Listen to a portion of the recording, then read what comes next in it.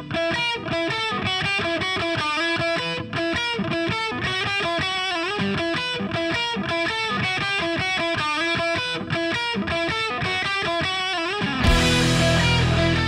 morning.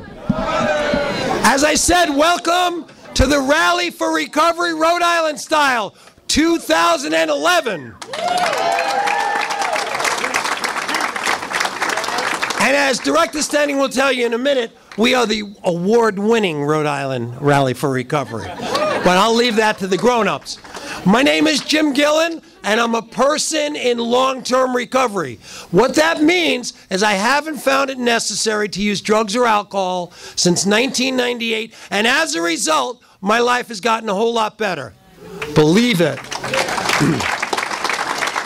And if you haven't been here before, welcome to the Anchor Recovery Community Center, Rhode Island's first and only recovery community center. Hopefully, Roberta, right, the first of many recovery community centers. You know, as we move in the state towards a more recovery-oriented systems of care, more and more emphasis is going to be placed on recovery supports. Recovery coaching, recovery housing, life skills, all of those things that perhaps in the past, you know, kind of got overlooked. So, you know, we're thrilled you're here, and we thank our wonderful sponsors. We thank our terrific invited guests, who I hope are all wearing purple beads, because it's like Mardi Gras up here. As you know, there's a serious aspect to what we're doing, and there's a lot of fun to what we're doing, both here today and at the rally itself. Symbolically, this event is an important one for all of us. As our citizens are currently recovering from Hurricane Irene, we've all been reminded of just how fragile our lives can be, and how important a sense of hope and a belief in recovery really is. We now know that both from a point of view of behavioral health, medical health, and also the events of the past couple of weeks, that realizing that things can get better, that realizing that we can recover, realizing that we do have hope, can make all the difference. I'm so pleased that I represent the district where we have the first recovery community center in the state of Rhode Island. So let's give a big hand for having that. And I want to recognize and give kudos to our mayor, who stands up for the recovery center. And, you know, we have sometimes the not in my backyard, and we don't want people on the streets. And Mayor Grebian has really shown leadership in making sure that the businesses understand that we are a community, and all of us are one. And, you know, the stronger all of you are, the stronger our entire community is. So thank you, Mayor Grebian. I am so sorry. I was being tutored over there, but from there to here, it was just gone.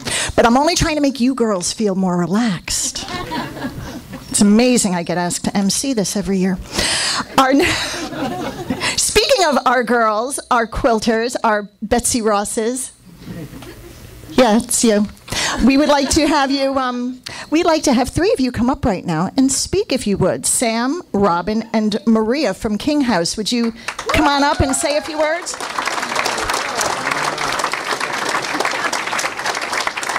Come on, look, I've knocked over two.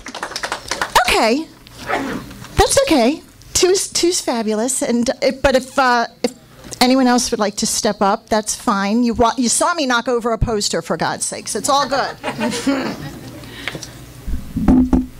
Hi, my name's Samantha. I live at the King House. I'm a person in recovery. Myself and a group of beautiful women in recovery made this quilt. It took a lot of hard work and dedication to make this. When I look at it, it reminds me of all the hard work we had to do and unity.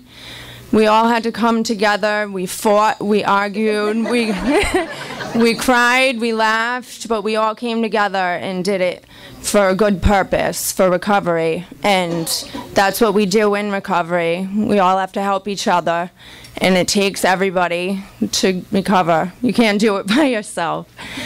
And you have to put a lot of hard work into your recovery.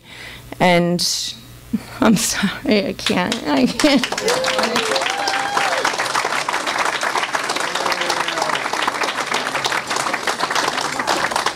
Hi, my name's Robin. I'm also a woman in recovery. I just like to say being in recovery has brought me up out of some of the darkest places, and also that it's brought light into my life, and I'm able to be a productive member of society today. Also, with that, it gives me the power to acknowledge and recognize the people who believed in me and wanted to help me in my recovery. There's no greater place I'd rather be than in the process of bettering my life today, and just being in a long-term treatment facility. I realized that is what I needed to change my life around, and the people that believed in me. I just want to acknowledge that and keep doing what I need to do to be a better person in life today. Thanks. As I thought about what I wanted to say, and I will be very brief, I thought about what are the things that I believe in most and try to live my life by every day in terms of the work that I do. And I've been doing this not quite as long as you, Craig, but almost. Probably about 37 years I've been doing this. And the first is hope.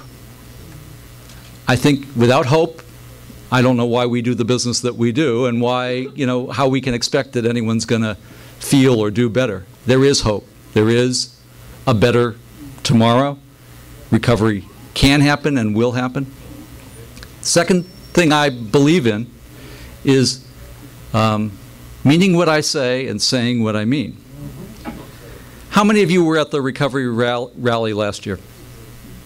Now, if you were there when I spoke, and I spoke briefly, I made 2 commitments. I went out on the out there a bit, and I made 2 commitments. One commitment was that by this time, by the end of the year, that we would establish the first in the state recovery community center.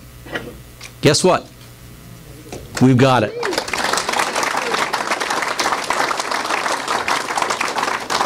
Not only is this all that we know that it is and all the success that we have had, but if we ever wondered whether this would work or not, who wants to take a guess? We've been open now since December, so it's about 9 months, give or take. How many visits do you think we've had here? 20,000, I hear somebody say. Anybody else? 25,000. We've had over 30,000 visits to this facility.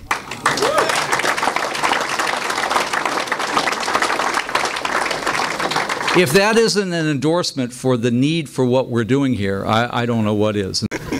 I also am fortunate enough to be a person in long-term recovery, which means to me that I haven't had any alcohol or illicit drugs since 1985. And as a result, my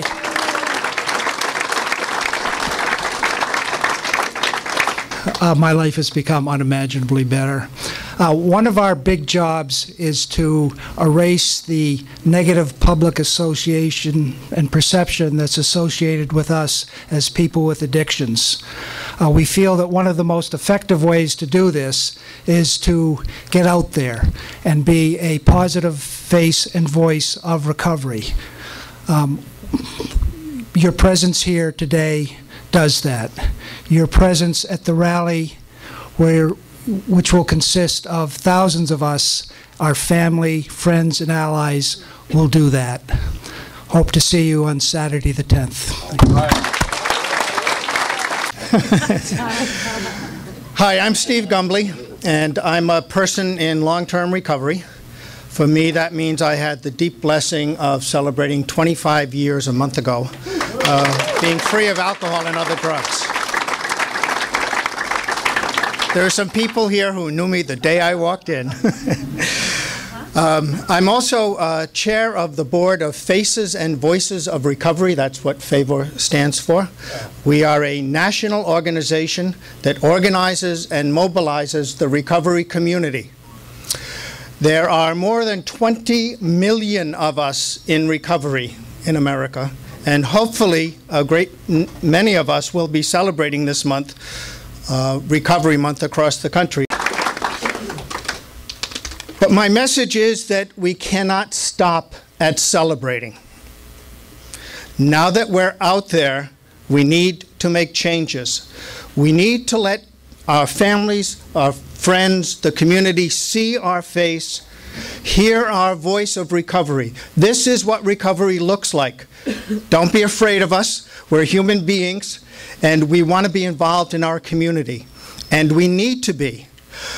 By our silence, we let other people define us. As a person in recovery, I honor my anonymity as a member of a 12-step fellowship. Okay?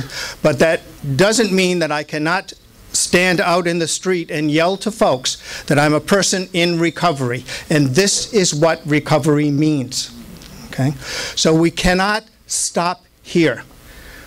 I challenge you for the next 30 days of this recovery month to think of new ways each day to bring the message of recovery to people who don't know about recovery, don't know what it looks like, don't know how we live it. And I believe that we cannot hold lawgivers, policymakers, funders accountable if we do not tell them who we are and what we need. Okay? They're acting as they see fit in the best way possible. But if we do not stand up ourselves and say, this is what we need, this is how we are members of the community, we can't blame anybody else. So I challenge us to use this celebration as a way of coming out, but not stop there. So I hope to see you on the 10th, and we'll start our celebration and move forward from there. Thank you very much.